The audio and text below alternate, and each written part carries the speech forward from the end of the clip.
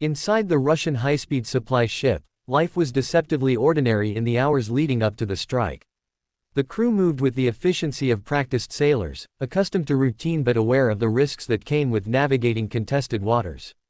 The ship's mess hall was alive with conversation, officers reviewing supply manifests over lukewarm tea, mechanics discussing engine performance, and young conscripts scribbling notes from training manuals. It was a strange mixture of routine naval life and underlying dread, for everyone knew the Black Sea had become one of the most dangerous battlegrounds in modern warfare. Ukraine's ability to strike deep into Russian positions was no longer theory, it was daily reality.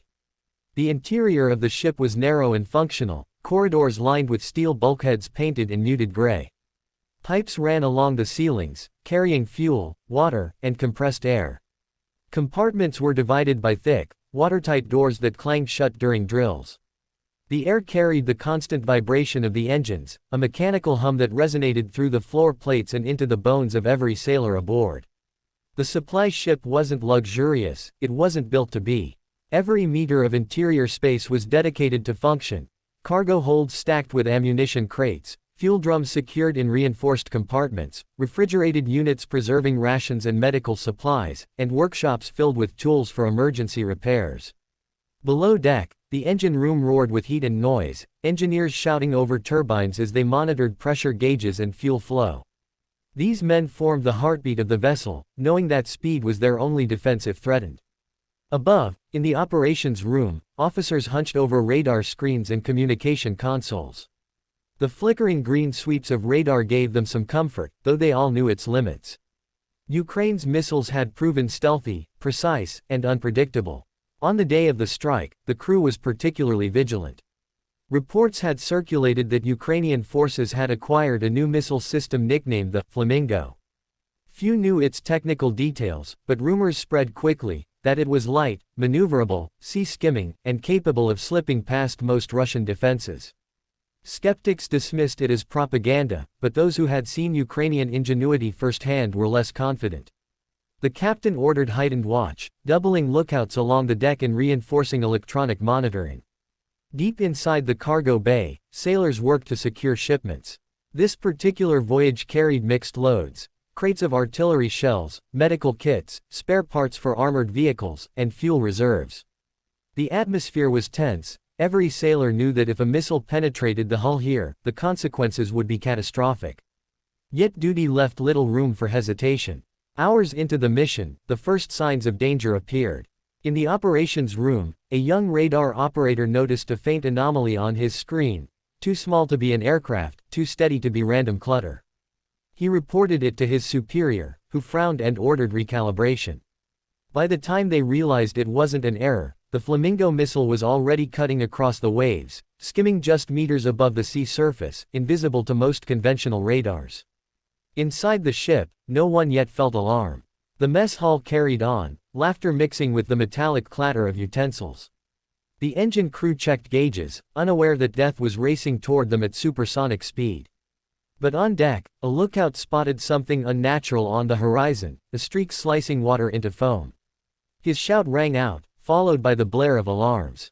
Suddenly, the atmosphere shifted from routine to chaos. Watertight doors slammed shut as sailors scrambled to battle stations. The operations room erupted in commands, officers barking orders to deploy countermeasures.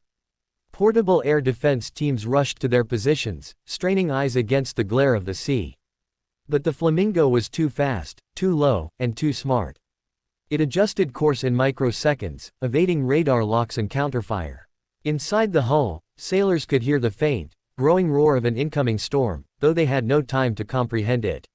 When the missile struck, it did so with devastating precision. The warhead tore through the midsection of the vessel, right where fuel reserves were stored. The explosion was instant, thunderous, and overwhelming.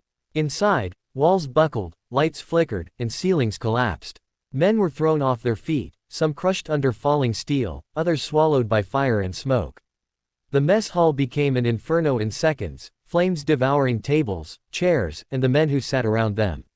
In the engine room, pipes ruptured, spewing oil that ignited into walls of flame.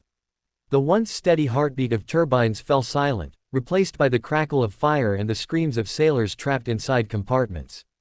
For those who survived the initial blast, instinct took over.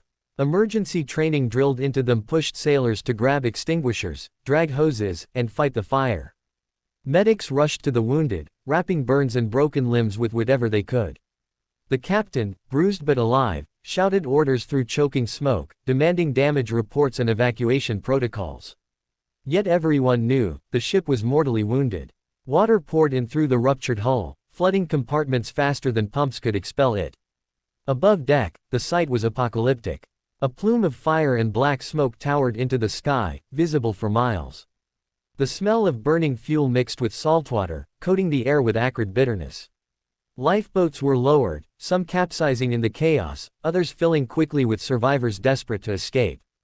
The Russian sailors clung to ropes, leaping into freezing water, their uniforms dragging them down as they fought to stay afloat.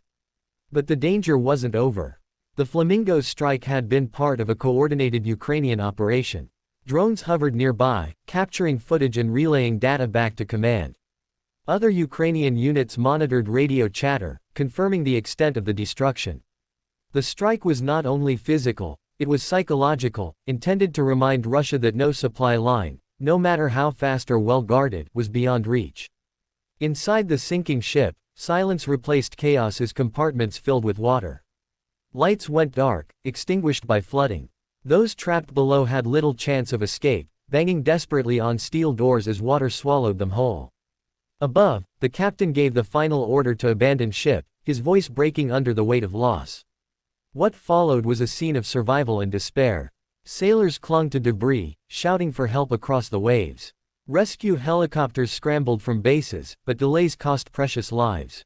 By the time reinforcements arrived, the once mighty supply vessel had slipped beneath the sea, leaving only smoke, oil slicks, and scattered survivors.